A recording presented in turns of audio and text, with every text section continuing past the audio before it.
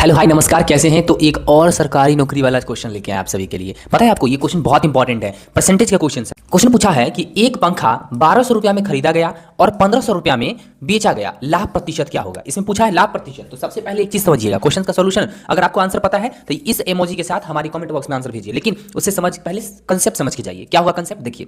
सबसे पहले अगर हम सीपी की बात करें इस क्वेश्चन में, तो सीपी है वो क्या है, वो 1200 है। सीपी कितना है, 1200 है। लेकिन एसपी जो है यानी कि सेलिंग प्राइस जिसको कहते हैं, वो हमारा जो है 1500 है। यानी कि उसको खरीदा गया कितने में, 1200 में, और उसको जो खरीदने के बाद में जो है 1500 में उसको बेच दिया गया। तो बेचने की मूल्य कितनी थी, यानी 1500 रुपया। यानी कि इसकी जो एसपी है वो क्या है, हमारा 1500 है। क्लियर। अब यहां पे हमको समझ आता है कि फॉर्मूला अगर निकालना है लाभ बराबर तो हम लोग प्रॉफिट जिसको बोलते हैं, क्या बोलते हैं, प्रॉफिट इक्वल टू फॉर्मूला होता है कि SP minus CP, SP minus CP. तो यहां पे एसपी क्या है, एसपी 1500 है ना, और सीपी कितना 1200 है। तो दोनों को घटाएंगे कितना आएगा, 300। आया कि नहीं आया।